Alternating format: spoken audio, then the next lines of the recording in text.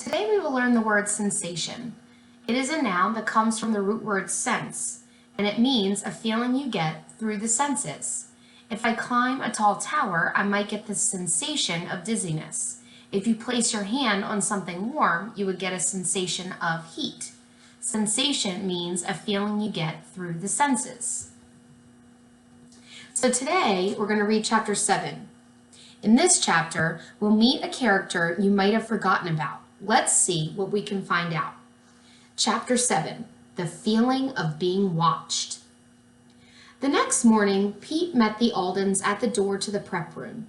Sam isn't here yet, but you can wait for her in there. As Pete headed back down the hall toward the stairs, the children pushed open the door to the prep room. It was dark and quiet inside. At the end of the room, the Aldens could make out the coffin where the mummy lay. For a moment, no one said or did anything. The room felt creepy with no one around but the mummy. Then Jessie broke the silence. "What are we waiting for? Let's go in." She led the way inside and turned on the light. Suddenly, it was just an ordinary room. "When do you think Sam will get here?" Benny asked. "I wish she'd told us what she needed us to do today," said Jessie. "We could have gotten started. We have only 2 days left until the exhibit opens."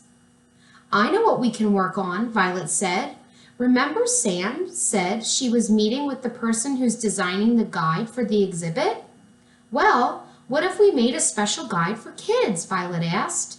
"What do you mean?" asked Jessie. "It could give some information about ancient Egypt that kids might like to know," Violet said. "It could explain how they make mummies," Benny put in. "And we could make up some games and activities about the exhibit too," Violet added.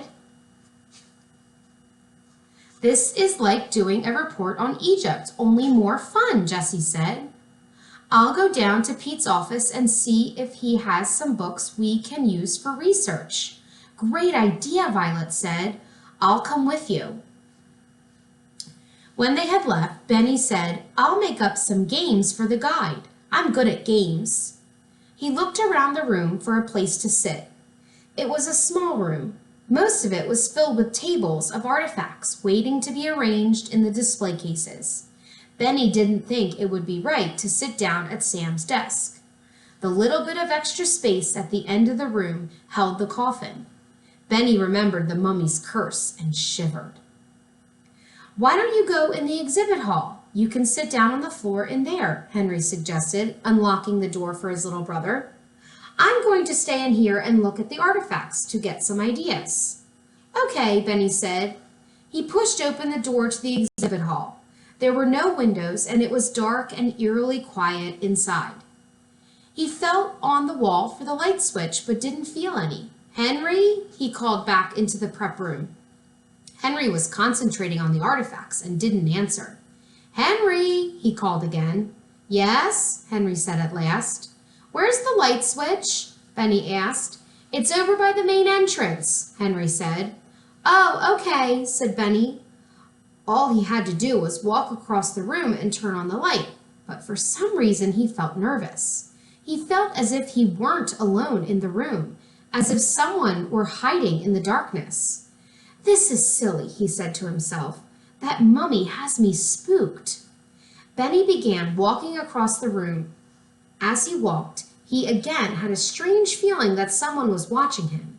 He could feel someone's eyes on him. He stopped walking and looked slowly around. "Hello?" he said, his voice shaky in the large, dark, silent room. No one answered. "Hello?" he called again. Benny felt a prickling sensation on the back of his neck. His palms began to sweat.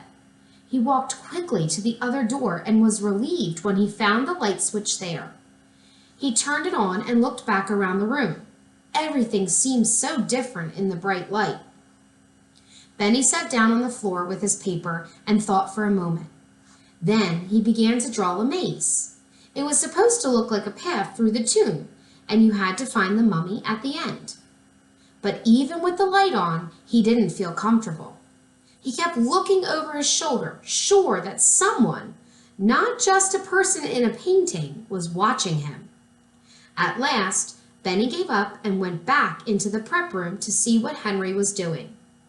He came in just as Violet and Jessie were returning from Pete's office, their arms full of books. Henry was standing at one of the tables of artifacts studying them. He looked upset. "What's the matter?" Jessie asked. Henry looked around at all the tables once more before answering. "Remember that blue hippo that Dr. Snood was looking at?" he asked. "Yes," Jessie said. "I don't see it," said Henry. The other three walked slowly around the tables. After a moment, Jessie said, "You're right, it's not here." "Not again," said Violet, putting down the books she'd been holding on Sam's desk. "That's the third piece missing." So I'm going to stop here for a second, boys and girls. This is the third time, but I am remembering there's something different this time. They have installed security cameras, so I'm going to predict that they will see if the camera caught the person in the act. "Maybe Dr. Snood just put it somewhere else," Jessie said. "He looked very interested in it." "Yes, maybe that's it," Violet agreed. "We'll ask Sam when she comes in," Henry said. "We've got to find those pieces before the exhibit opens, and we've got only 2 days left." Then he noticed the books that Jessie and Violet had brought up. "It looks like you guys found a lot of books." "We did," said Jessie. "Let's go in the exhibit hall and take a look." The Aldens went into the next room and sat down on the floor. They each took a book on their laps and began to flip through them. One book had beautiful photographs of pyramids and maps of Egypt.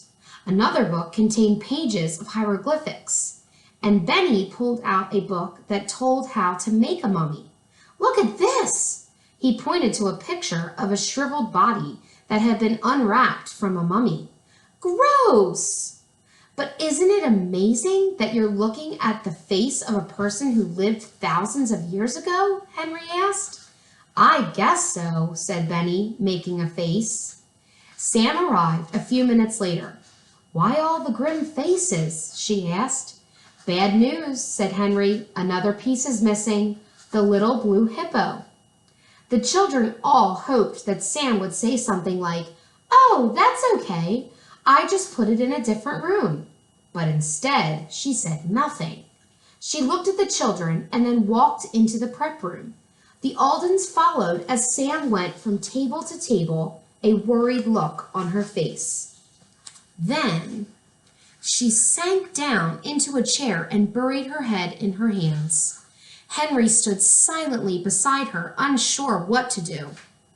"This is terrible." So let me stop here again for a second.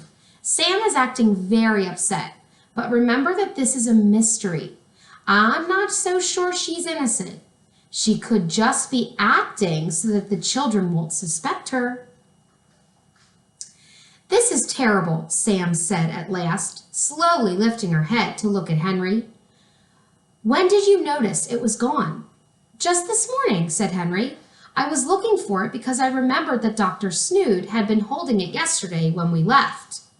"Dr. Snood was holding it?" Sam said slowly. "Yes," Henry said. "That's interesting," Sam said. "You don't think he would have put it somewhere, do you?" Henry asked.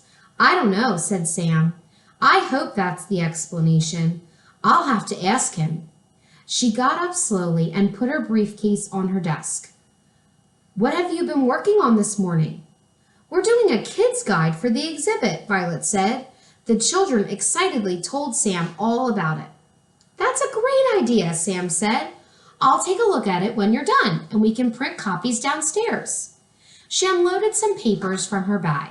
When she had finished, she said, "I'm going down to speak to Dr. Snood. I'll see you later." After she'd left, Violet turned to the others. "I hate to think that someone would steal things from a museum." "I do too," said Henry. "But what other explanation could there be for the missing pieces?" "I wonder if it has something to do with the Carson City Museum," Benny said. He told the others what he and Violet had overheard the day before. "You think someone at the Carson City Museum is so angry at the Greenfield Museum they would try to mess up the exhibit?" Jessie asked. Maybe to make the Greenfield Museum look bad, said Benny.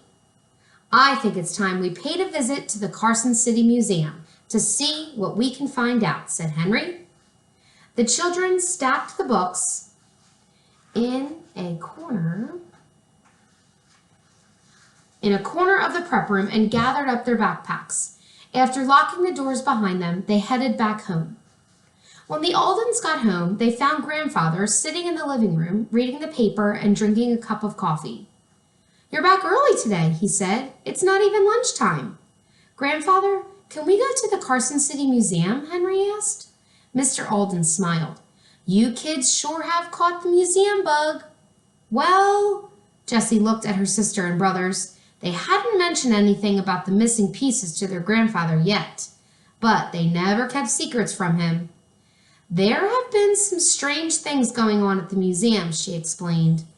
First, it looked like someone had come into Sam's office and made a big mess. Then, a few pieces from the exhibit disappeared. Really? Said Grandfather, looking concerned. Yes, said Henry. No one seems to know what's going on. But you have an idea? Mr. Alden asked. He knew the children were excellent mystery solvers. We don't know, Henry said, but we found out that the director of the Carson City Museum was upset they didn't get the Egyptian exhibit. We're wondering if she could have anything to do with the strange things happening at the Greenfield Museum. Do you really think she would do something to hurt another museum? Grandfather looked as if he couldn't really believe it. We don't know, said Jessie, but we thought we'd just take a look around there and see what we can learn. You sure are good detectives, Grandfather said. Whatever you find, I think you'll enjoy that museum. It has some nice exhibits.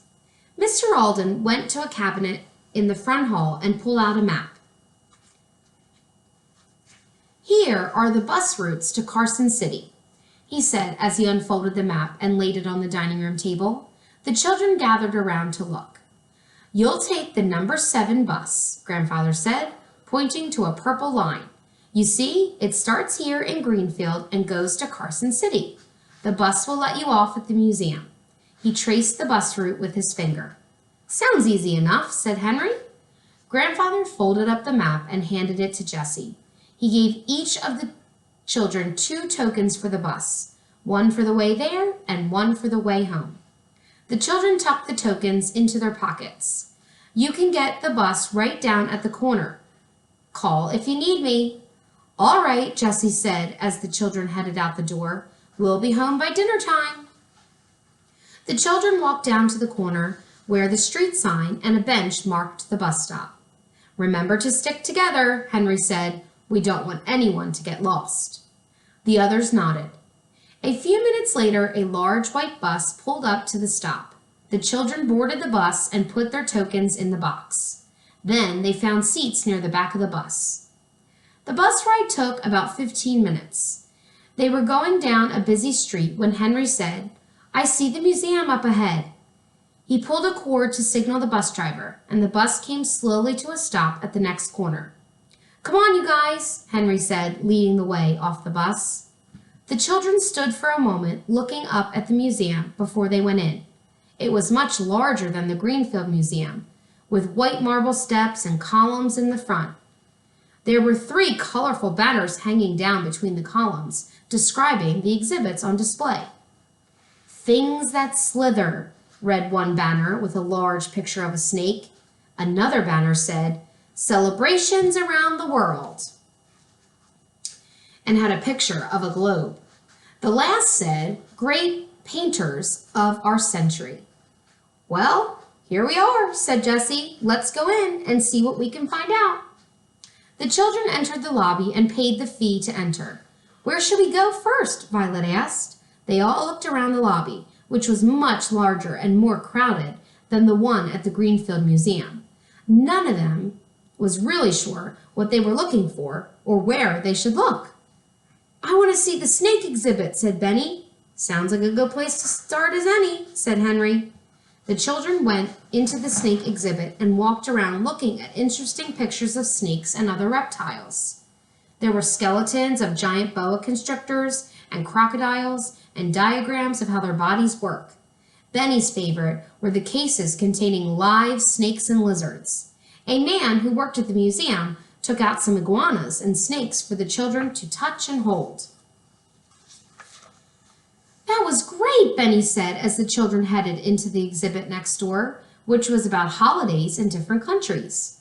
After that, the Aldens took a break for ice cream in the museum's cafe. It was similar to the one at the Greenfield Museum, but bigger. So far we haven't learned anything, said Jessie, disappointed. That's not true, said Benny. We've learned a lot about snakes.